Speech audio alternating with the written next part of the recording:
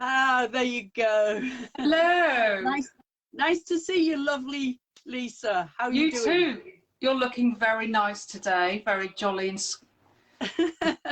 Well, the sun's just come out, so instead of using my ring, which I could probably turn off, let's have a look and see what happens. Is that just as good? Yeah, fine. Yeah. That's the Andalusian sun coming in. It always makes me smile. Don't make me What's more it like jealous. over there in England? It's a bit grey today, so I've got all my lights on. It's England. It's England. I love your new setup. You showed your setup. Did you show your setup on your group or on your creative thinking group? I think I put it in one of the comments in the post on your creative thinking, because you said to everyone to introduce themselves. So I put a photo of me there. Ah, right, yeah. I knew I'd seen it somewhere. Maybe you could put it in the main, as a main discussion. How do you set up your... Yeah, because some people are doing lives and things. I've had quite a few requests, and I did a little video tour a few weeks ago because I must admit it's taken me 2 years to get to that stage.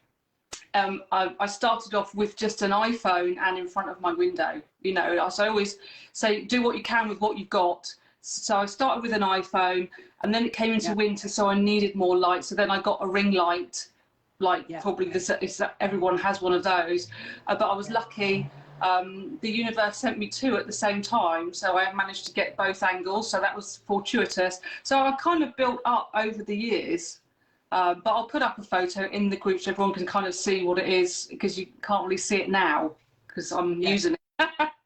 Because actually having a good setup for doing live videos and recordings, etc., is quite important if you're going to do that sort of either the community thing of gathering your community around you, or to do YouTubes and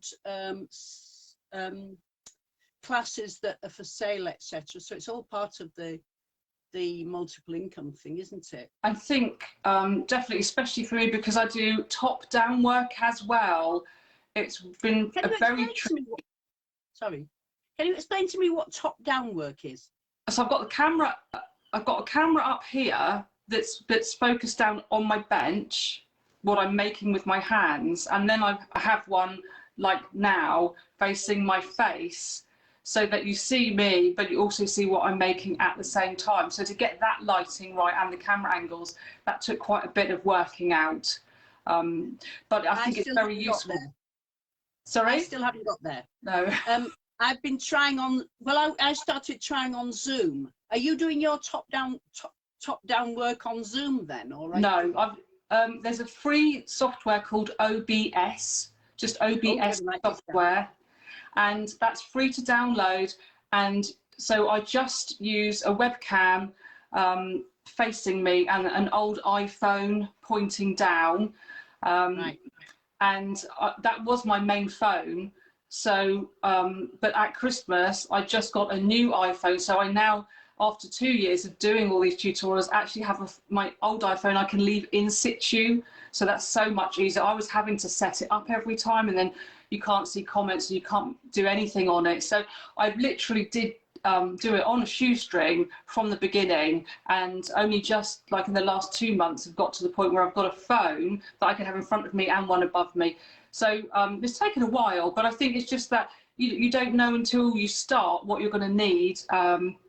But for specifically, because I was doing top down, you need 2 cameras, but webcams. Yeah, that's been exactly my experience, and we've used various iPhones and things.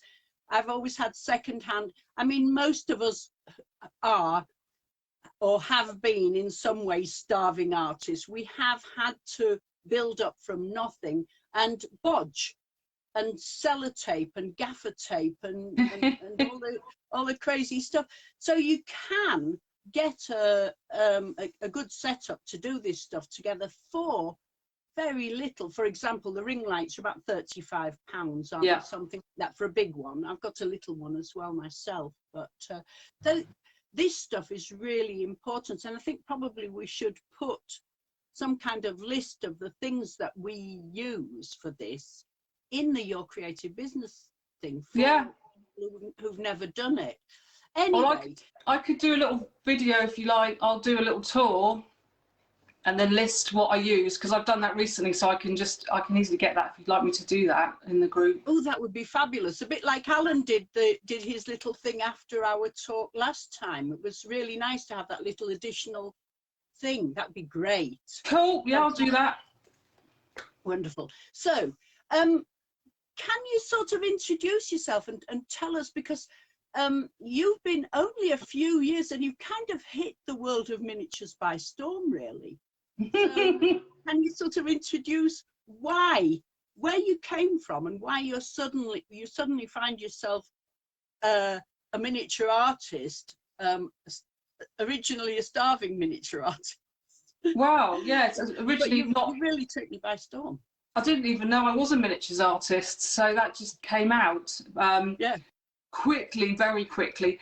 Back in the school day, I enjoyed art, but had a very not very nice art teacher. So one day I spent ages on this thing, as you do, and he got a red pen and scrawled right across it and told me everything that was wrong with it. So that put me off art. So and I wasn't allowed to do art as an O-level. You weren't in those days. It wasn't encouraged, and my father was very much, oh, it's a soft subject, you need to do maths and physics and all that. So I did that, because you did then at O-levels. So I always thought I wasn't creative, and I always thought I didn't have an imagination. So I just left that alone, and I went into the world of finance, as you did in the 80s, worked in London, work hard, play hard. And finance, I've just been in finance my whole life. Whether it's like an accountant and doing small to medium enterprise accounts, or being a financial advisor, working for also large pension companies and building societies. So that's what I did. And then it sort of hit me when I was coming up to the age of 40, and I'm nearly 50, so 10 years ago. I think that you have those big milestone sort of birthdays, make you sometimes kind of go, what am I doing here?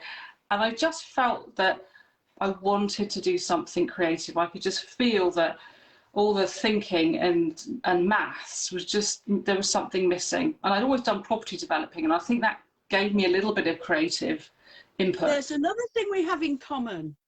We'll talk about that sometime in the future. Okay. Yeah.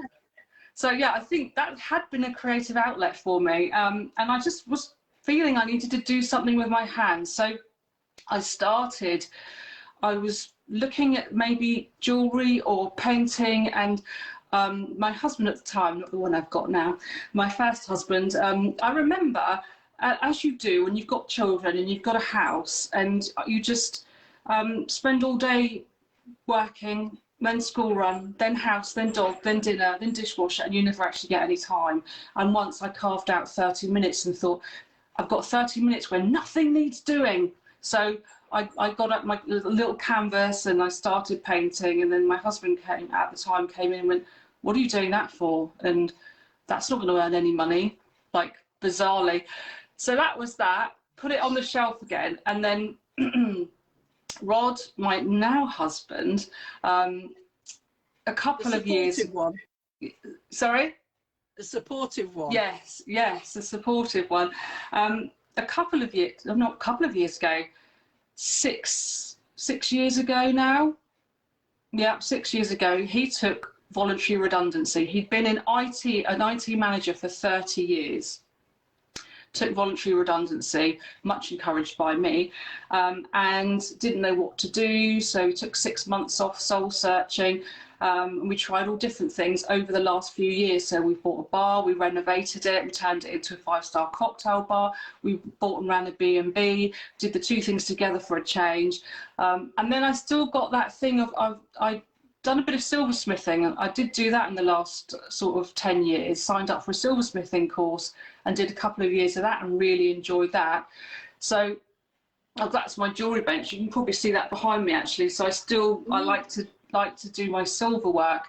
And I started years and years ago. I'd had a doll's house but couldn't do anything with it, didn't know what to do, so that never took off.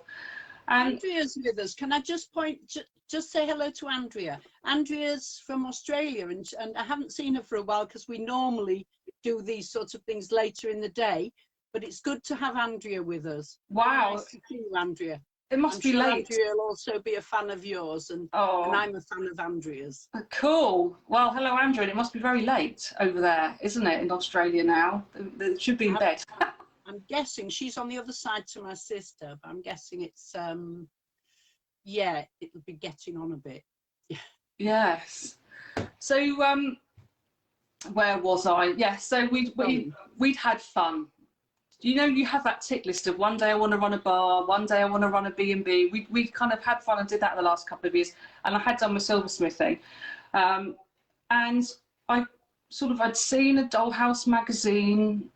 And I thought, oh, I wonder. And I had a little go at making some miniatures in silver, which is like, why did I do that? To try and solder something so small. I made like an Edwardian toast rack in silver. So you've got all of those loops and it's inclined to melt. And that was just like probably just 3 years ago. And at the same time, I'd been interested in when you go to the hobby store and they have those die cutting machines, so the Sizzix and the different things, and I always thought, God, they look quite cool. It's a bit of machinery and it produces something crisp and quality every time, and I quite like them, but they felt a bit inflexible for me because you were limited by someone else's dies, the range that they produced and the sizes that they produced. So I was like, yeah, I kept getting drawn to them, but then I could see I'd get frustrated with it. I'd want to create my own dies, really.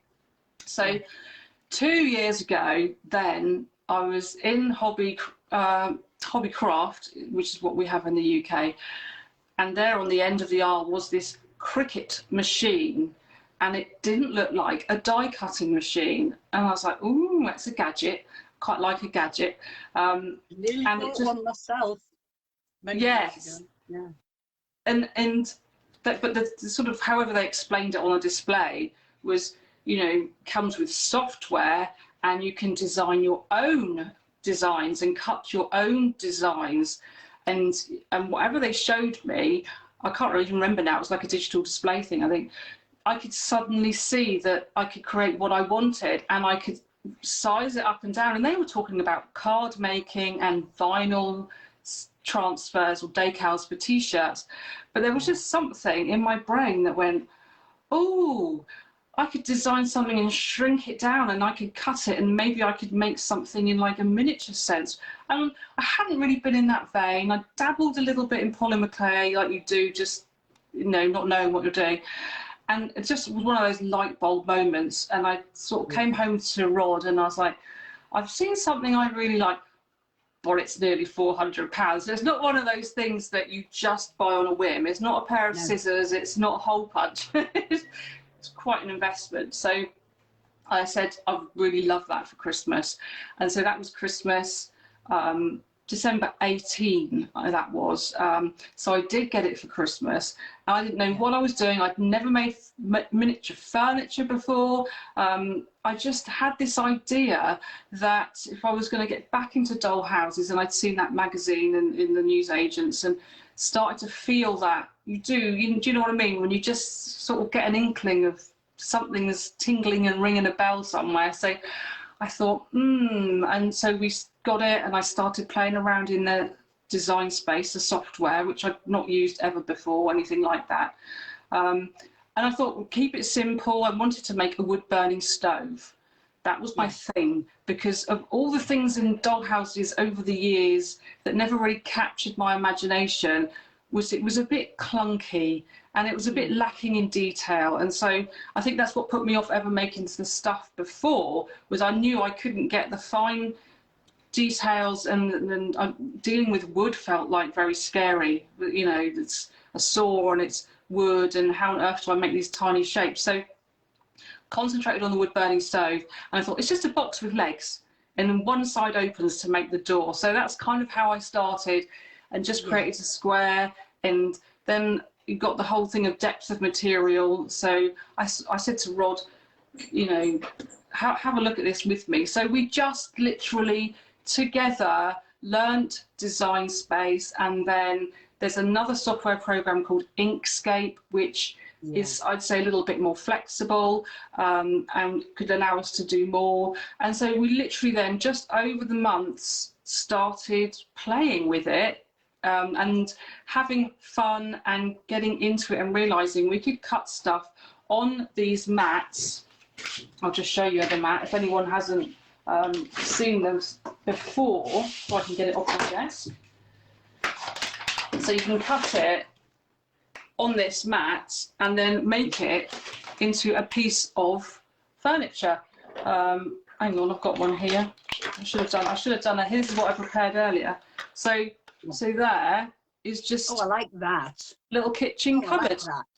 And that's, you know, it's basic shapes. It's a rectangle, it's another rectangle type thing, and that's just all made on that, cut on that mat. So that's how I got into it. And I think that would be really interesting to the miniaturists who are among us, who we do have. Andrea, Madeline and Christine's with us. So good morning to Christine, because it's very early for her. Oh yes. And Andrea's in bed at the other end of the day, so I don't know about Madeline. Madeline, you'll have to tell us what time it is there. So that's really interesting to the miniaturists among us. And let me mention that Lisa has a Facebook group called Spellbound Miniatures. If there's any other links that you want to put to that, to tell people about that, are you going to put them underneath, or you can? Yeah, I'll put them in. But just to bring us back to the question in hand of why we all need, in my opinion, we all need multiple incomes. Oh yeah. The reason why I invited Lisa on is she's another one who realizes, I'm assuming that you gave up your job completely and started from scratch, and actually had very little money for a while and had to build.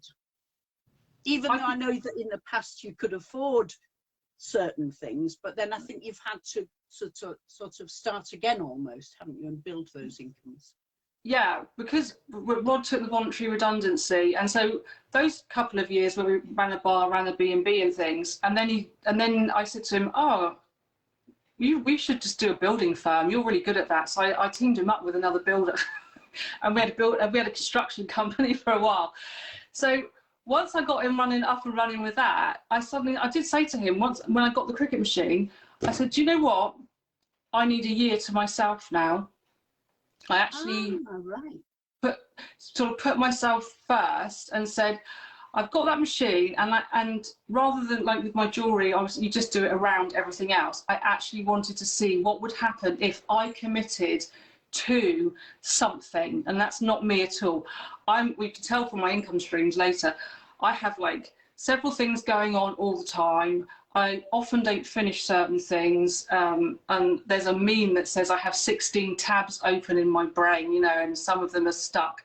That's me. So I said, I wonder what would happen if I actually just stuck to something for a year. I'm going to take a year out. I'm not going to do jewellery for a year. I'm just going to look at this miniatures thing with this machine. And I felt, because we'd spent so much on it, I needed to do it justice. That wasn't the reason. It wasn't a given when I had it, you know. But I just felt that I should do that. So that's kind of, at that point, Rod was still doing the construction business. So he did that for the first year while I was doing the miniatures. And then in that second year, which is a year we've just gone through, 2020, we went into lockdown, all building work stopped. But at that time, probably similar happened for you, crafting took off. Miniatures had been slowly building for us anyway. It was a bit of an exponential curve. So it was one of those, we were just in the right place at the right time. I think around the world, miniatures has had a bit of a boom. Not just miniatures, but but people are starting to appreciate all arts and crafts. And those who aren't doing it themselves are sort of realizing the value of, there's my husband here. You're going out. Okay. He's flapping through the window. Realizing the value of and durability of items bought from creatives, and they don't have to be things that are luxuries, but sometimes they are. And in our case, nobody starves for a miniature, but in some cases it's just building their little miniature world and making their dreams. But the point, I think, is that people have started to give artists their due, and artists have started to give themselves their due, even more importantly. And we've all learnt to live off less.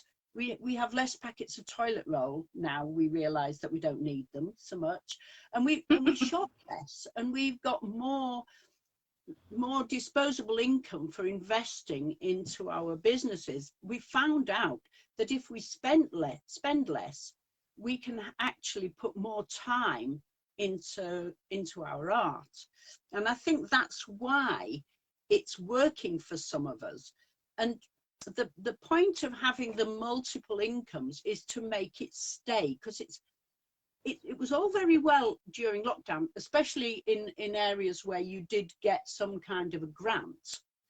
We didn't here, but we were on that same curve that you were on. But the idea of having more than one income really is to help you future-proof against other crises. And this is why I was interested in you telling us how your brain took you from, I'm going to make some little fireplaces, to all the different stacked up incomes which are now bringing your curve right up. And the same with myself. How did you come to that? Well, the order that it happened, and it was totally organic, and I didn't think about it in advance, was when I had this machine and I was making the miniatures. I was so excited. I'm like, this is just like, who else is doing this? Let's just celebrate it with each other. And I couldn't find a Facebook group. And there was one person over there in the States, and then another person somewhere else in the States. It was just like these 2 or 3 people. So I couldn't find anybody else doing it. So I contacted one of the people and said, do you know any groups? And they were like, we don't know any groups. And I was like, should we start our own group? So we did. We started our own Facebook group, and that was Miniatures Made by Cricketers. And suddenly people started joining, and more people joining, and we were getting hundreds of people a week, and it went up to 1,200 people in the first month or so. So I thought, the value of being first, you've got your authority is stamped immediately on that first. But I didn't know what I was doing. So don't ever think you have to have the authority. You just have to sort of show up and be willing to share your journey, because I didn't know any more than anybody else. I was literally, and that's what they say, don't they, the old adage of you only have to be a page ahead of someone to be able to teach them in a book. I was 2 weeks ahead of some people with, they were getting that, they've got the machine for Christmas themselves. So all I was doing was going in my group and saying, I cut this and did that and it did this, and they're like, wow, and so the Facebook group was the first thing, and that just creates the community and feedback and camaraderie and encouragement. And I think that was the most important thing, because those people that I met then are some of my most loyal customers now, 2 years on. They're still there, and we still cheer each other on. So explain, you said they're your customers. What are they buying? So in that group, where we started doing a monthly project, and I was like, I wonder if there's something simple that I can get everyone else to try cutting. Yeah, in that machine. Was that the jug? Yes, yeah, the jug. And I'd like, if I get a way to send this to all of you, have a go, see if you can make it too. So that's how we started. It was fun. I had no business thing in mind for that. It was just, let's have some fun. And people did really their own cool versions. And I was like, wow, that was great. Oh, let's try another one. So we did the Mary Poppins one. And then you just suddenly dawned on me, oh, I wonder if we could sell these because everyone else is using them. Maybe I could sell them. So the next one was Etsy. It was the easiest way. They're set up, yes, people have issues with their fees, and you know, it's hard to work out what they're actually charging you sometimes, but Yeah. it's a market, they have an audience, they do the SEO, so that's fine. So I literally started, once I tested them in my group, to sell the files on Etsy, and then that started. Can I just stop? It was the files you were selling rather than the physical products, Yeah. which of course you could still sell at Yeah. miniatures or craft fairs. I So did. that's two sales, two possible incomes to start off with: the physical item, Yes, and the files to make digital that file. physical item. Can Yeah. I ask you, because a lot of people will say, oh, but once you've sold the files, then people can make it themselves, and that'll stop you selling this, that, and the other. People are quite precious about their intellectual property.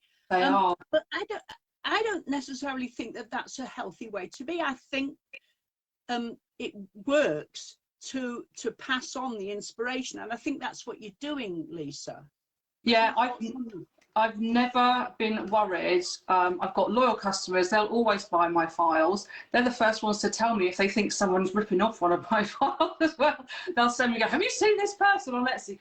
But yeah. I don't mind if people make the physical object and sell it. I did, at the very beginning, make several of the stoves myself and sold them on Etsy. And it was just so much pressure for me to get the paint finish right, to package it. I just didn't like the stress of that. So that's why I don't do that. I'm happy for other people to do that. But if people are going to copy, they're going to copy. But they can only copy, they can't sort of innovate. And I believe in universal abundance. I have like so many ideas. They can't preempt that. So I just can't be bothered to think negatively about most things at all. So I put that to one side and I'm in denial. I think that's why we get along so well, Lisa, because you and I are both fed by ideas. We have so many, and we give so many away, and we've learnt to sell them. I mean, I've learnt to sell as well as give away, but it's always been my part of the world to give stuff away, and it's only converting that into selling that and people don't mind paying, but converting that into selling made me finally be, well, I've had up and downs, but it's converting the number of ideas that you have into an income. That's what both of us are doing at the moment. So artists think that they can't make a living because they're so busy creating. But if you've got too many ideas, you can sell your ideas on. Totally. Yeah. Yeah, I mean, that reminds me, going way back, well, my father said to me, artists only ever make money when they're dead. You won't make money as an artist. So that's why I shelved that then.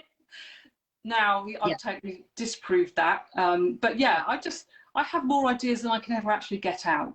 I know that now. I have to pick and choose the ones that I bring to market. But so I started on Etsy, and I kept, I didn't give everything away in my group. So then the people that had used my files in the group knew they could trust me to buy something from me on Etsy and it would work. So they're my early adapters. They were the ones that left me the first reviews and things like that.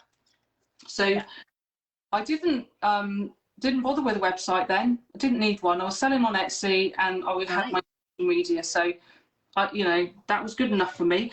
And of course then, because I was doing my tutorials, I decided to give my tutorials away for free. So I opened a YouTube channel, and that became itself an advertising platform. They needed the SVG to make the object, but they could still watch the tutorial and they could see then whether it was for them. So the YouTube channel was the next thing. And of course, as you'll know, I don't know if everybody knows that's watching this, you don't get monetized straight away on YouTube. You have to have a number of subscribers and a certain number of watch hours. That happened after I started, so I do know that that happens. But I could start straight away. So you were lucky. I had to wait until I had 1,000 subscribers and 4,000 watch hours. And I think that took me, I didn't start my YouTube channel until October 19, and I got monetized in August 20. So a good sort of 8 months. But I didn't. Sorry.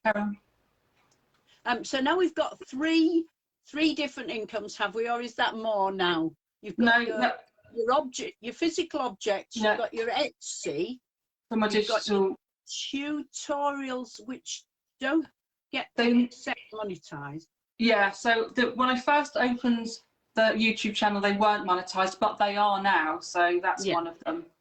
Right. And then. The next thing I did was I did a monthly membership group, and that's where people pay you every month and you give them your files, a set number of files. And I always my guarantee was they would get more value in files than they were paying a month, so it was like a discount really, and they'd be the first people to get it. So that took off. Got over my Etsy, got my YouTube channel going. The next month I did my monthly membership, and then that really started taking off. So that proved to me that people would pay monthly and they wanted my product. So that was at the end of my first year then. So I was like, wow, I've had my 12 months. I didn't even start selling until October of that year. So that's another thing. Don't imagine you're going to make the money. I think for me, it was so much more important to connect with my audience and get that kind of loyalty and trust and communication going. Use them as your sort of guinea pigs, if you can, to get your feedback. But they call you, I think they use the word your beta testers or your beta group or something like that. Yeah. So that was my first year. And then that took us into 2020. And in March 2020, everything went awry for the planet, but for us, I just felt then I really didn't want to charge people monthly when they were having to make big decisions about, they'd lost their jobs, their income had dived, they probably wouldn't be able to afford it.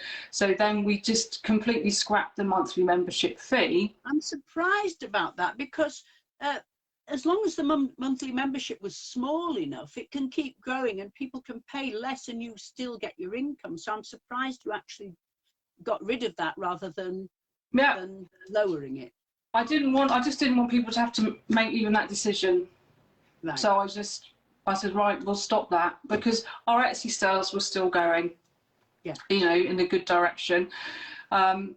And that meant then if they could afford it, they'd just go and buy the file on Etsy, but I gave them a discount. So if every time if they could afford it, they wanted it, they had the discount, but they didn't get charged. So that's what we did in March 2020, and then it took off even more. So I do kind of, not particularly religious or spiritual, but I do believe in abundance. And I think sometimes if you go to give, then you kind of, your energy level goes up and you get more to give. So that kind of then on the back of that, last March we stopped the monthly membership.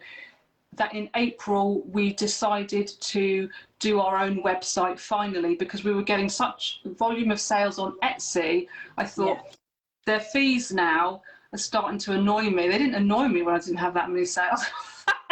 Now I've got more sales, I was going to get a little bit more conscientious about the costs. So that's where we did our website. So we'd been going over a year.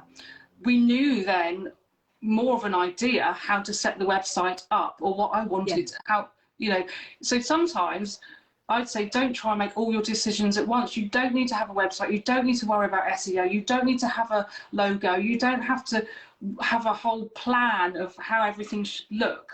I didn't then, you know, we did our website when we knew kind of what our customers wanted and how our brand had developed. I couldn't have made those decisions a year ago. So that's right. Well, we've got a couple of branding experts on your creative business, and I do think that they are right that taking time to get your brand and personality out there is really important for definitely artists, customers, creatives, and creatives customers just love personality, don't they? And you've definitely got yours. You've definitely got your little witch, haven't you? Thank you. Yes, yeah. I think when I first started thinking about videos, it was that sort of had that image of the BBC English, you know, and I thought that's maybe what I needed to do.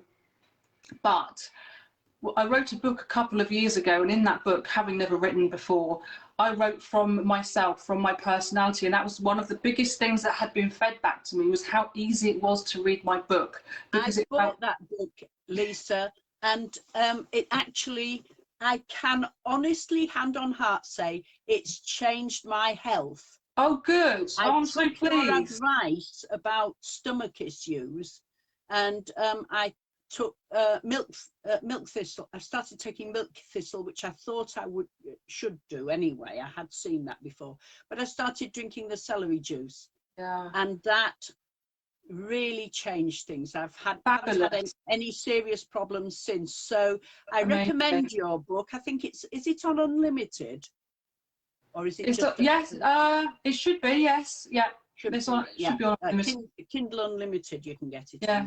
What's it called, Lisa? It's called Love Yourself Back to Health. Love Yourself Back to Health, and I did, and it worked. Fab. So from that, when people fed back to me, it was just like me talking to them. I decided for my videos that that's what I was going to do. My videos aren't scripted. I do jokes if I think it's funny, if you know what I mean. Sometimes it's funny, I didn't intend for it to be, but I'm quite natural on them. So that's another thing about not to get too hung up on the planning stage. It's just to go with your personality, like you say, and part of my brand is my personality. Rod makes an appearance. I'm trying to get him in more stuff so that it frees me up to do other things. But so we did the website, and we started selling on there, and of course then we're not paying the Etsy fees, so that's another income stream then, was the website. And so what are you selling on there? The SVGs again? Exactly the same as we're selling on Etsy. But what I do is, and again, I haven't got bogged down with the SEO of my website. I can't be bothered, and I'm very much on instinct. And I think if people are meant to find me, they'll find me, and they do. But what we also do is, once we get a customer from Etsy, they'll come into my Facebook group or my YouTube channel anyway to watch the tutorial. That's when I convert them into customers on my web. You're using Etsy really as a sales funnel. That's a clever tip, actually. It's accidental, but it works. Yeah, no, but it is a clever tip for the viewers on this group, that accidentally Lisa gained a free advertising channel. Yeah, it's not completely got free, the because obviously some of your sales go through them and they get their fees, but their fees, although they seem high, are not high for advertising, are they? No, and they're doing all the work, and they get customers that I wouldn't necessarily be able to reach without a lot of thinking about it, and I'm just not bothered about that. So that's a great sales funnel for me, and then they come around and then they buy from my store with discounts. And I do my website is in dollars, because in my particular miniatures section, 95% of my customer base is in America. So my website is in dollars, and then Etsy, and now they change the cost, don't they, according to the country that the customer's in? You know, so you'll see we it. don't use we've got an Etsy site, but we don't really use it. But in fact, we're intending to go the other way and use it more. And now you've told me about the advertising value of it, well, even more so. Good, great, that's cool. So that's when, so April last year we opened the website, and then, you know, that continued because of the lockdown. People were crafting more, they got into miniatures more, they were spending more time at home. I think they could see the value of doing something yourself. I think the great thing about lockdown was it taught people how not to be bored, how not to have to be entertained. So that only helped us, again, right place, right time. I certainly couldn't have predicted it. You to have a and the value of your own free time. That time is the most valuable thing of all, and they've never even tried it because they've been so busy running around trying to make a living. And the actual value of being able to do things that otherwise you would have paid for because you were too busy to enjoy it. You did a slower life, really, I think. Yeah, and a bit of that kind of like whole holistic, wow, what is the real value of stuff here anyway? And like you're saying, you're valuing what other artists put and make, and as well. So it's like two ends of the appreciation. So that was the website, and then I think you and I connected last year mostly, and you said to me about you should get on Patreon, and I'm like, yeah, I've heard about that. And so I literally did. You said about it, and I thought, okay, I'll look it up. And while I looked it up, they're like, sign up here. So I signed up there, and I thought, well, I can think about some of these words I need to put in, but then they talked about tears, and I was like, I haven't got a clue. And I'm very much... It's that's the problem with Patreon, and it's very, very hard, I think. The first few patrons are like pulling teeth. It's embarrassing. We feel as if we're asking for charity, even though we're asking for a reciprocal arrangement whereby you inspire me and you help me to carry on inspiring you, sort of thing. And but anybody who's thinking of starting a Patreon page, and this is what I've said to everybody that I've talked to about it, don't expect it to be something for nothing. And don't, if you're a me type, which you're not, if you're a me type, it won't work for you. And I've heard a lot of complaints about Patreon as well. And it's almost always from the types who think that it's about getting something for nothing.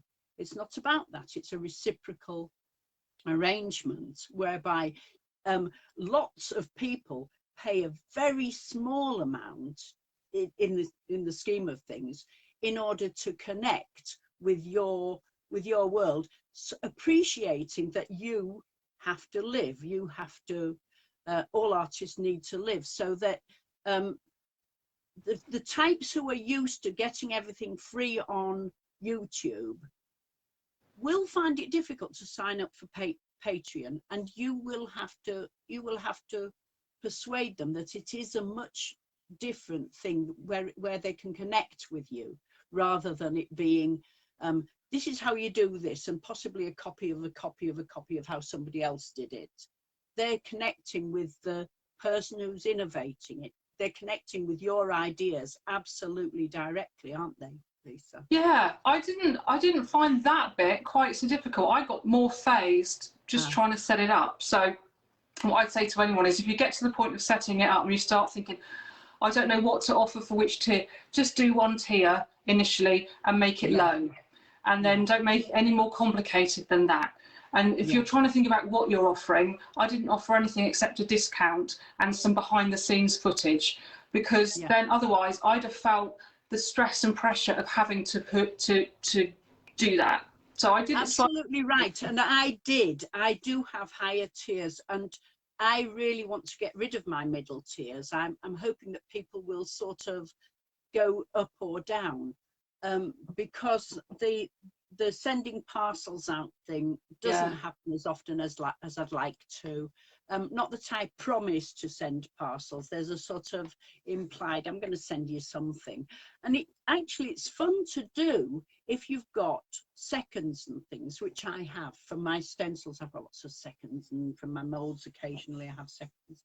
So that can be fun to do. But I agree with you that the single tier is a very good one. I've got my lowest tier set at $3, which is about £2.50. And that isn't too much for anybody. No. But it's enough to make a difference to me, to make a serious difference to me. But I do have the higher tiers, and I want to get rid of the middle ones and just have a sort of mentoring tier at the top. Yeah, well, that's a good idea. Which is I think I'm thinking about doing. Initially, just have one, because you can always change it. So that's what I'd say. I always think, start with what you've got. If you can only think of one thing, just do the one thing, at least you're going. So I signed up when you mentioned it to me, and I did nothing with it. I thought, oh, I'm phased by this, so I've put a tier and I'm shelving this because I'm not feeling it at the minute. And I'm very much, if I don't feel it, I'm not doing it. So off that went. And then I would also, I'm reading from a list here, you think, while I'm actually looking down. We did the Patreon, although I didn't actually actively put it anywhere. And then I'd also mentioned to you back last year, I was thinking of writing a book because everyone was asking me about making miniatures with this Cricut maker. And I was answering the same questions over and over again. So Rod and I had already said we could probably write a book about this, and I think people have said to us, oh, you should write a book. So I mentioned that to you earlier last year, and then you came on with your Patreon going, I'm writing a book, anyone want to follow the journey? And I thought, oh yeah, actually that'll be interesting to me. So it's just that motivation to get something done that you're doing anyway. I think it was just focusing. That's why that 100 days thing is good. It's that by the end of this time I expect to have this done, even though I changed mine, as you know, through it, and you were always going to write a book. But it was that this is the period of time that, just like you said about your year, to giving yourself a period of time to do something, and an end date is really useful. And you've lived and worked a proper job where you got paid at the end of every month and everything. But a lot of people never have that sort of framework of reference of when they're supposed to get things finished by, and they're sort of always backfilling instead of having a date by which they come to the end of something. And you had a period to get and in fact you were very early. You got that book out really quickly, but you worked really hard on it, I think. That's because I don't give myself an end date. I kind of work very intuitively and instinctively. So I'm the opposite. I was a life coach for 20 years, and I did counselling psychology. And the one thing I never did was goal setting. It's completely anathema to me. Wow. That's why I wrote the book, because I was kind of specialised in not women's health, women's issues, like not being able to create something because the dishwasher needs emptying, that kind of thing, lifestyle, work-life balance, and all those old things. So goals don't work for me. I think if you need to find motivation, you shouldn't be doing it. Wait until you feel the motivation, then you've got the right energy. So, but you did have but I'm gonna ask you about this again, because you did have a goal. You had a goal to finish this book within a period of time, and you wanted it out by Christmas, didn't you? That was the ideal, but I didn't have a date. I think once we got near the end, then I thought either it's coming out before Christmas or we'll wait. I wasn't really worried either way, but you get to a point when you think, probably I don't want to launch this on Boxing Day because everyone will be asleep and all over. So we either crack on and get it out now, or we just take the pressure off ourselves and we'll do it in January. So it was only ever kind of a sort of being more aware of when would not be a good idea to launch it. But and this is something I know we'll go into detail more later. signing up with you as a patron wasn't about how to write a book for me, because I'd already done one. It was definitely, I was interested in how more to write the creative book, because my first book was nothing like the second one, you know, in terms of layout and illustrations and things like that. So I was very interested in that.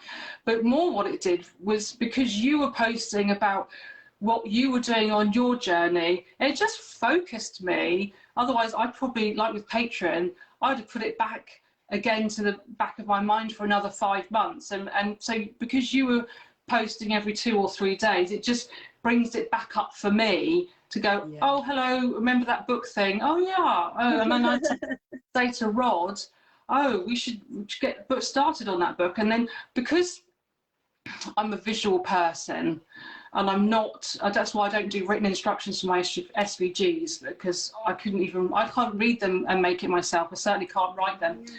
So I said to Rod, the way that it would work for me is if I just talk and you write it down. And then I've said to you before, I use a voice to text. Well, I've just got that on this new phone. This is why I'm doing videos now, because my iPhone, I couldn't really, I mean, I'd struggled. And my family have all bought me this phone for my birthday, which is next week. So I got it early. And this one has got one of those voice to text things. And I have got a mountain this big of notebooks, because, you know, I've got my other personality, little old lady who rants about political stuff and just the way people are. It's there is a next book coming about just the way people are, and I'm just getting the tone right so I don't insult the whole world. But oh, dude, insult everyone; it will sell more. Yeah, well, that's why I've got a title that's really going to trigger if I use it. Good. But anyway. But this using your telephone to voice to text is an absolute game changer, I think, and it's going to be so for me as well. Yeah. Because I live in the moment, I create in the moment. I never plan anything, I never draw anything. With my jewellery, I never did a design. I literally sat down with a sheet of silver and a saw and did what I did. Same with miniatures, never planned anything, I've never drawn it out. So the voice to text meant that if Rod wanted an introduction, because he was doing I said, you do the frame it out and I'll fill it in. You do the boring bit and I'll just come along and speak the bits that need speaking. I could just do voice to text and just message it to him, email him or whatever, and he would just copy and paste it into the book, and then he'd take out and edit it, because it's not exact science, is it? It sometimes, you know, but it's the bulk of it's there, because sometimes I'll say something to him, I've got an amazing idea, and I'll parrot it off, and then he hasn't written it down and I can't remember what I said, because I was like channeling That happens to us all the time. That happens to us all the time. I say to him, write this now, press record quickly, because I know it's coming, and and I can't remember it. So, and you splurge, do you? Masses of information just splurges out all at once. And so he's used to that now. So that works so well for me. I was like, I could just come, I think, right, you need an introduction, or you need a bio, or you need something, and I can just sit there and, you know, rattle it off, and then it converts it and does that. So, but the point I was going to make is, because Rod is, I'm more visual and spur of the moment and instinctive. Rod is makes a list, ticks off the list, creates the format. Yeah. He could work on the book, on the physical, or the not physical structure, but the layout more, and he creates the chapters, and he could. I just get my iPhone and send him all of the pictures all the photos that I take, and he would just copy and paste them and resize them, and then I would fill in some bits. So the book happened quicker, because I did my instinctive bit my way, and he did his instinctive bit his way, and we're just so lucky that our skills complement each other. Well, yeah, I mean, I've got the same with Frank, and we've had this conversation, haven't we, Lisa, about who is the actual author of the book. And we're always saying behind every good man is a woman. but with us it's the reverse, isn't it? There's Yes, totally. Behind the face of Angie Scarr Miniatures is Frank's Craft Shop, and behind the face of Lisa's new book, in fact, you were going to put Rod first in the names, weren't you? Totally. I think it was me who said to you, even if he deserves it, it'll sell if you put your name first. Or name in its own even. And that's it seems like an unfair decision, but it's not. As a couple, you do want your book to get out there, even just because you want people to read it, but financially, because we're trying to be a group that doesn't just chat about being waffy artists. We're trying to get the financial side of it sorted. But as a financial decision, the personality sells, and so you did finally go for putting your own name on it, and that was really worth doing, I think, Lisa. Yes, and I'm mentioning him in there, and I'm, like I say, I'm bringing him in more so that I can, if I need to, hand over to him on certain things now. But thank you for that, and I did take that on board, and we did put it in my name. I think going forward, now people know about Rod more. When we do the book for Inkscape, or if we do the 3D book, which people are asking for already, he can definitely have that one, because he's going to be in more of the video. We have a 3D pen book, which is Angie Scarr and Frank Fisher, because we do 3D pen as well. So I'm looking forward to your 3D machine book, because we've just bought a 3D everyone in my group's buying them this week. Either they had them and they never mentioned it, but some of them have already bought them in the last fortnight. They've come down massively in price, I think that's the thing. So the book came out, and prior to the book was the other one of the other income streams, and then prior to the book,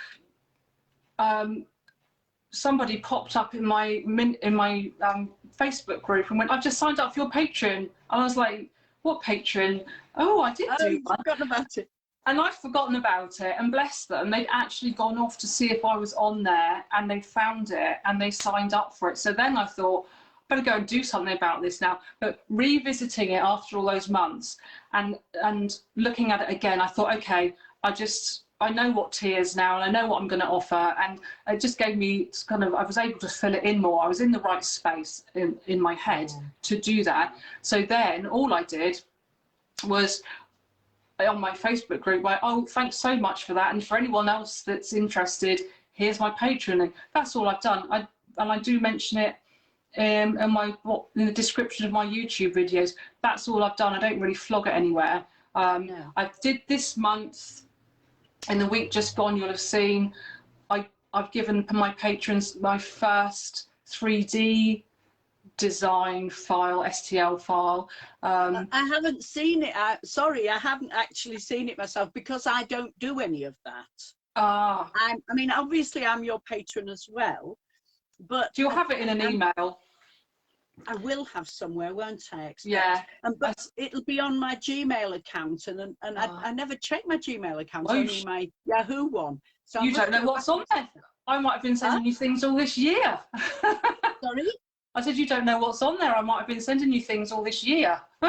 You will have been. Yeah, no, I'll have to check that out, because I am a bit lazy with that. Because it used to forward to my Yahoo account, and it's just stopped forwarding. So now I don't see those Gmails. I think that's what happens. So yeah, I'll have to go back and sort that one out.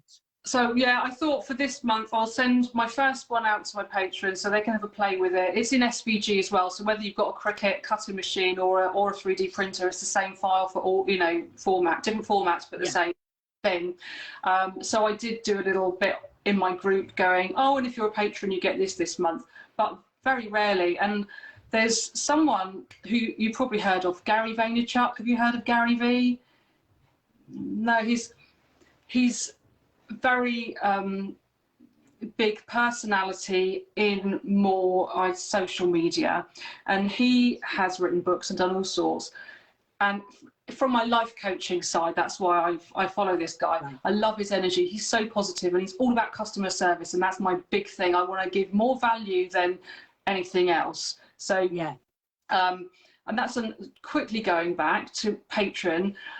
I think a lot of people signed up for my Patreon because they felt I'd given so much value. They were saying, we literally want to give something back to you. And sometimes they don't even use the discount code. I'll message them and go, you just bought this, you didn't use a discount code. And they say, no, I actually want to pay you full price for it, even though they're contributing as a patron. This is the whole thing about Patreon. It allows people to recognise what people are giving. It's the same with that Ko-fi. I don't know whether you've got a Ko-fi. I've actually got a Ko-fi as well. People don't tend to use it, but just a couple of people have said, I've watched all your YouTube videos and I know you don't get much out of this, and and they've done that. And it might not seem like much, but it's quite important to remember that there's a lot of people on this group who really are struggling quite badly, and every few quid helps. So if somebody if you have a Ko-fi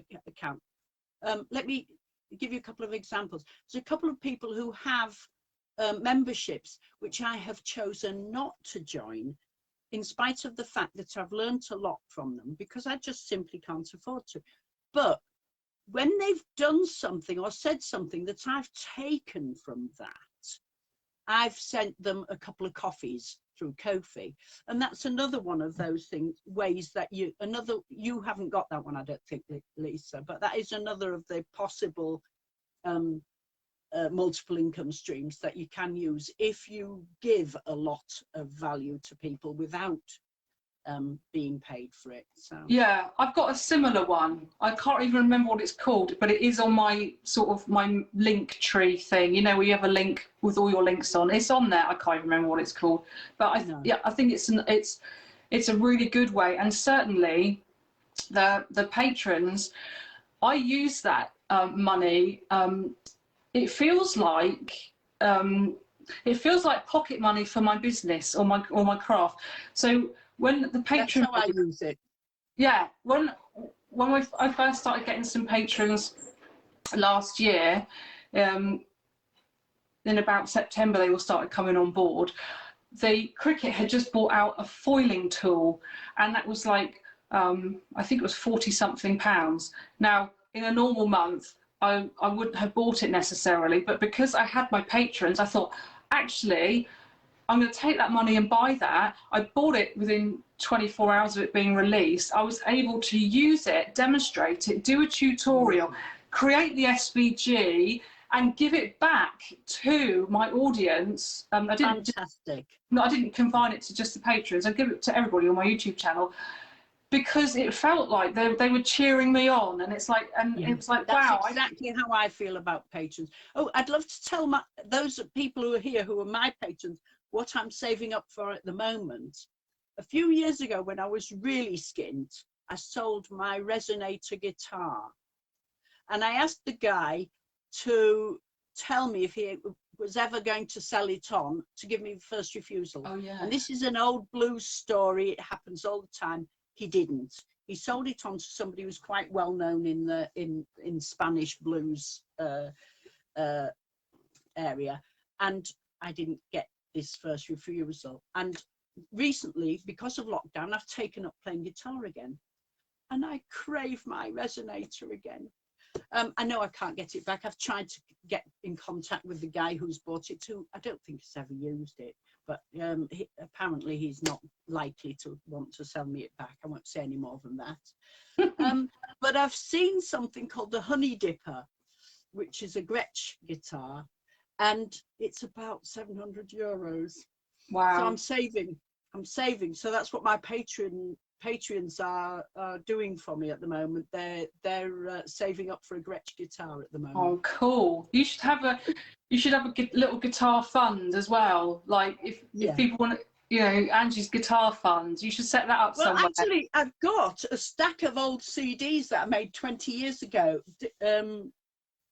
CDs that I made about 20 years ago, and I never had the confidence to sell them because I had anxiety and problems at the time. And one not so nice guy I asked him why he'd never booked me for his clubs, and he was a local guide to my town, and he said, "You're not good enough," and I bloody believed him. Oh. And it put me off.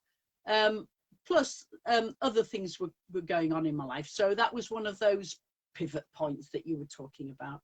And so I gave up, and it's only now that I look back and I look at all the reviews that I got for my CD and for my gigs, and I only ever got one poor review, and that came at a similar time to this, and I think it was that guy who wrote it. Oh. And I think, why did I do that? And I'm way too old now, an old blues woman now.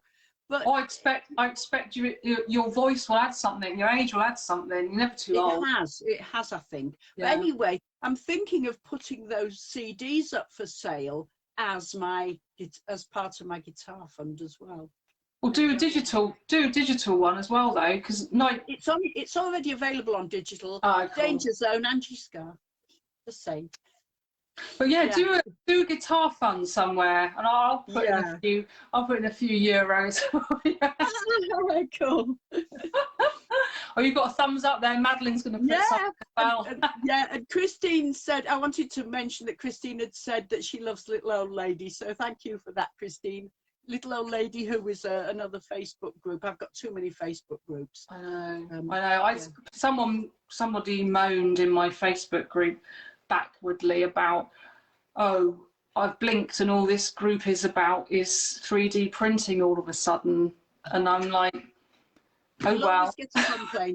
Now, Lisa, we've been chatting easily for an hour, and it feels like 5 minutes. Wow. So how many income streams have we got up to? We've done I think we've done 8. 8, and you've got 2 more, haven't you? I've got 3 more. 3 more. Come on, you have to hurry up now, because I think people want some people will want their breakfast, and some people will want to go to bed. They can watch it back though. They could pause us and watch it back. That's very true. Yes. So I'll read down. We've got YouTube, Patreon, our own website. We've got Etsy. The first book we did is on Amazon. We'll be doing more books, so that's more kind of different streams. But we've got Amazon affiliate links as well. So yes, we've got that. If you link to any products, whether you use them or like your camera equipment or lighting or the craft materials, link to those, and you get and that's like with YouTube, it starts off small, but if you add them all together in a month, it's they start to add up. Yeah, I imagine with the cricket, if you put the cricket on there, that's quite a big purchase. For anybody who doesn't know what an affiliate link is, you make yourself, if you've got an active website, you sign up to Amazon, and love and hate with Amazon, isn't it? You sign up as an affiliate with Amazon, and then some people just splurge it with every product under the sun, but most of us use it just to advertise the Amazon address for all the products that we use and recommend. It doesn't cost your customers any more, but it gives you a few cents for every purchase, and then you'll get that in the form of an Amazon voucher at the end of the month. And for example, we've just we have a few all over the world, but we just received an Amazon voucher for about 30, nearly 40 pounds in England. I don't know how often we get that, but it's just paid for somebody's birthday present. Oh, cool. He's got a birthday, so being locked down, we can't sort of send parcels and think we don't know whether we're going to get there. So we just bought that present with an Amazon voucher. So that's worth doing. Every little helps. Totally. When you're in a craft business, yeah. Yes. So Amazon affiliates. Another thing is you can tag your own products now on Facebook and Instagram. So if you do a Facebook post or you post on Instagram, a little dot comes up, and you can link that to your product for sale. I didn't know that one. So that's another sales funnel. Especially tell us more about that. Tell us more about that, Lisa, because we don't know this one. Well, I don't know this one. Oh, if you're on your Facebook page, you can have a shop front on your Facebook page. Right. So you've got a shop. Yeah, and then you just put your products in there. Fine. And then if you put, and it's really intelligent. So I've got nearly all of my products on my Facebook shop page, you know, thing. And then if I post something, and so if I posted a picture of this kitchen unit in a setting with some things on it, it finds it and it puts a little dot on and says, do you want to tag this? And it'll, if I click yes, it will link to the listing for this in my Facebook page. Fantastic. Oh, I didn't know about that one. So I've learned something today. So that's all. Very quickly, do some shop display units, Lisa, like oh yeah, fish shop. I know what you mean. Counters, shop counters. Shop counters. Yeah. Yes. Do some of those. All right there. I'll add it to my long list of all my list of stuff. So yeah, so blah, blah, Facebook and Instagram product tagging. We did my monthly membership group, although Patreon seems to kind of have replaced that. So that was the first 8.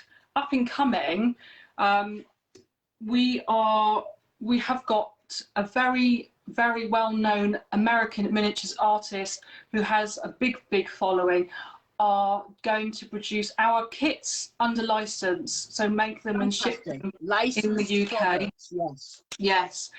And this is something, again, I've been in contact with this person since the beginning via my Facebook group that I originally set up. She's a lovely person, and we kind of gelled like you and I floated this idea off the top of my head. You know, sometimes you just think, I wonder if. So over a year ago, I messaged her and saying, you've got this piece of equipment. If you ever, and you do kits, if you ever want one of mine, let me know, and we'll, you know, have some fun. And then she came back to me and said, I've just upgraded my equipment. I can definitely do more now. What one do you want to try first?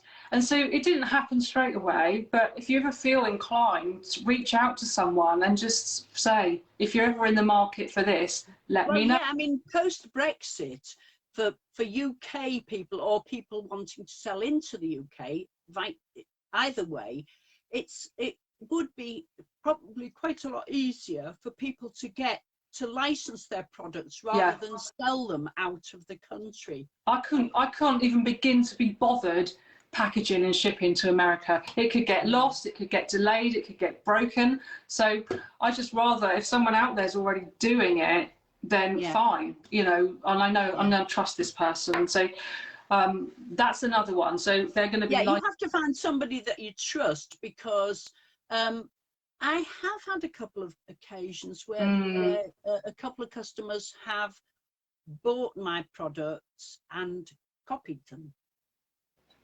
Well, not just the small, not just the obvious copying in the Far East, but people who have bought my products and sold my products on their website with my name, and they have turned out to be copies. Oh no. So you know that is a question. So you have to really make sure that you trust that person. But most of us in the creative business can be trusted, but you just, you know, there are just the odd one that you just, you know.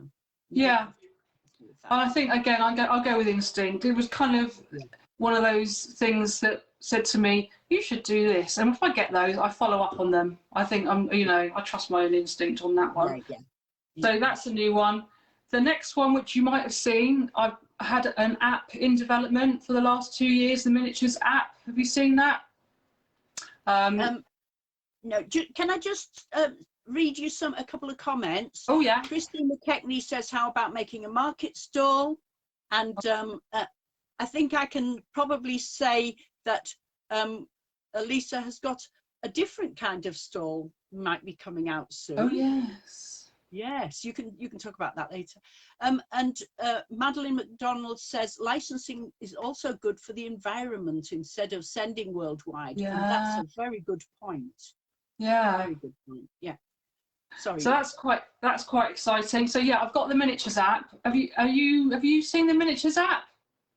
No. Well, it's an app. It's on Apple and it's on Google, and it's just called the Miniatures app, and it's free to download, free to use, And what I wanted to create was an environment for miniaturists of any scale, gamers, you know, like model gamers and railway enthusiasts and dollhouse collectors, where it's not Facebook, there's no advertising, we don't collect and use data, there's nothing in your feed except for miniatures. So this is yours. Yeah. This is your environment. How lovely. Yeah. How lovely. So My son, who you saw last week, is starting app development. And Frank did an app years ago for solar calculations. If you're putting the amount of solar panels you need. So there's a little bit of understanding of apps in my family, but that's a wonderful idea, Lisa. Yeah, it's taken a while, and we're bringing out a desktop version. So the app got so far as an app, and what I realised is with the putting it nicely, generational kind of segment demographic of miniatures, a lot of people are still desktop users. So we've been bringing in the desktop version as well, but also it helps me because it's so much easier to upload videos from a desktop. It's, you know, quicker and things like that. So, but within the app, anyone that joins as a member, you can create premium content, monthly membership subscriptions and things like that. So you can host courses in there, you can sell your videos in there and things like that.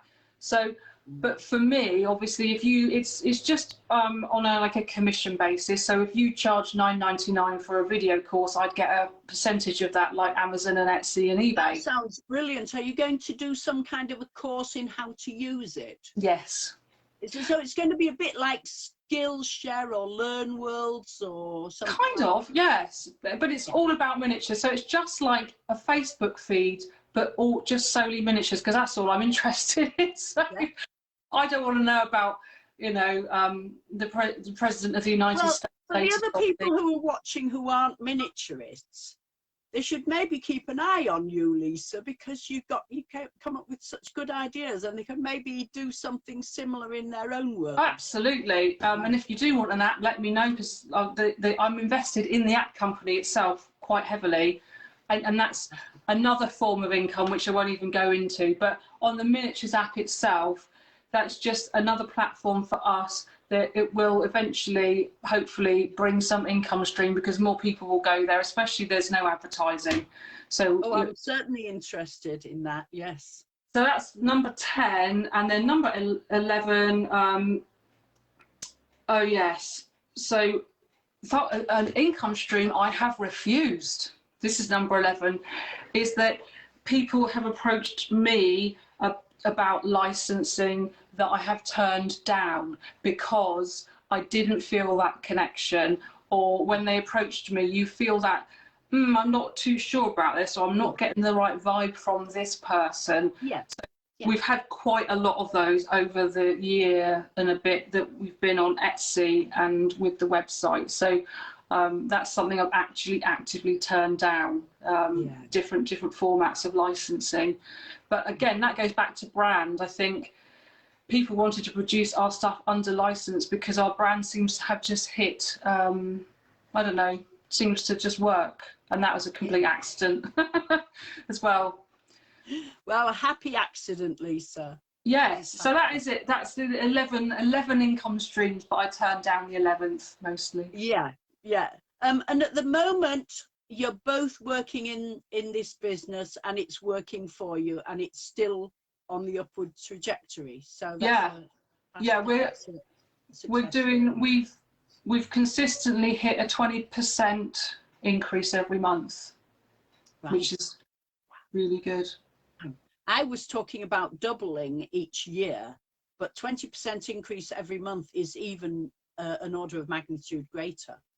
Yes, but it's what the trick is, which is another Gary Vee thing, is, and you'll know this, is to what thing? Gary Vaynerchuk, the guy I was talking about. No, I don't know him, so yeah, go on. One of his things is, you know, you've got take the same piece of content and do what you can with it. And that's the thing about multiple income stream. Just because you create a file, you can create this, you can create a book about it, you can create a video about it, you can do a podcast about it. It's kind of not exactly. You don't have to do so much more work. You just have to be clever with what you have done. And then reusing your content is absolutely vital, isn't it? That is covered in your creative thinking book, by the way, Lisa. So thanks for mentioning that, because it's a very important part of this whole idea that you don't have to stretch the hours that you spend from your 40 or 60 hour working week. You don't have to kill yourself to make more income streams. You simply find ways of reusing what you've got, and if what you've got is a creative brain with far too many ideas, which is what both you and I have got, that's the way to do it, is to put it down, put every idea down on paper or on your dictaphone thing, and reuse it in whatever way. And those ways come to you, don't they, Lisa? And you not to get in the morning and go, and don't get too hung up on the whys or the hows of anything. I always just go with something. Like a week ago Friday, I said to Rod, I just felt this thing, like I do. Now's the time to get a 3D printer. I just said, I just feel it now. I've got a bee in my bonnet, and I'm just going to sit here until I order one, because we got the first royalty money in from the book. Like it takes you 60 days, fortnight. So we've got the first royalty money, and I said I really want to reinvest this in and keep the freshness going, get something new now, because I feel like we haven't finished with the cricket, but we're known in our field for that. So let's and I ordered that Friday morning. Friday evening was when cricket dropped that bombshell. Did you see that, where they went back on their... Yes, I did. Yeah, that was a bit not unexpected, actually, because of the way those sort of companies think that they can always license the product even when they've sold it. I mean, it's a bit like printing ink for printers. They think that they can have you on the hook for forever. Yes. But so I ordered it Friday morning. Cricket dropped that bombshell on Friday evening. Everybody went nuts. So by Saturday morning, I was able to go. And now we're going into 3D printing, and everyone else is like, "Oh, stuff cricket. Let's all get 3D printers." So, and it was enough of a sort of shake for people to go, well, maybe I can't just totally rely on my cricket. What else can I do? And it was just one of those fortuitous things that I just knew, or the universe told me on the Friday morning, buy that now, because everyone's about to pivot, and hopefully now we're... Well, I just call it flexible thinking, just being open to ideas, and it does seem to work right. It's like I wrote the Frugalist book just before another crisis. It just happened that way. That's what you call universe speaking, or whatever. And and then of course the year end comes round, and we know we're in for another year of lockdown or partial lockdown, and another year of people wondering what to do with their time and whether they can produce any income from their abilities. And that was the time that I pushed my poor daughter like crazy. Poor thing, I drove her crazy. But we got that book out for New Year because we just knew we had to, because that was the time of year that people are going, this is time to change. This is, and especially that going into New Year, you always think, look, this year's going to be different, or, try and make a resolution. So I think it was very good timing for that, but especially that with people on furlough and people losing their jobs, or people deciding, like you say, well, if I spend less, I don't have to earn so much, then I think it's definitely given some people a push into maybe doing something with their creative skills as well. But they two don't always go hand in hand, do they? Being creative and having a business kind of brain, and it can be very, very... Well, that's right. That's what you've got. You've always had that business brain, which is why you've come straight from being possibly unemployed. You weren't unemployed. I think you gave it up for health reasons, didn't you? Yeah, I got to a point where when I was going through my first divorce, and I'd done a year of jewellery making up at that point, but I hadn't been with my husband for a year. You know, divorce takes a while, and I had a farm that I was developing in Cornwall, and that was getting sold as part of the divorce. And I actually said to myself then, I was doing accounts at the time. Oh my God, I was so ready to get out of that. But you learn, if you've got a creative brain, you learn to take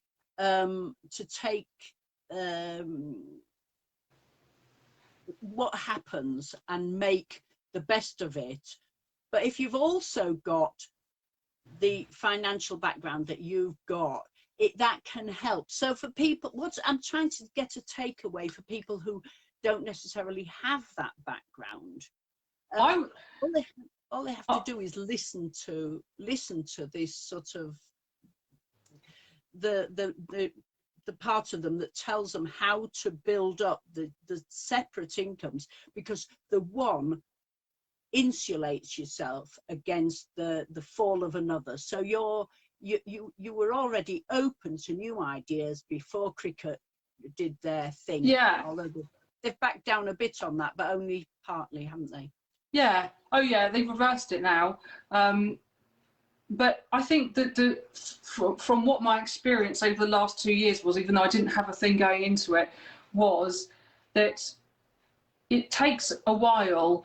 So you might as well enjoy it. Only do the things that you enjoy. For God's sake, don't set out to say, well, I'm going to have to do this. Don't do it. Find a way around it. Do something else.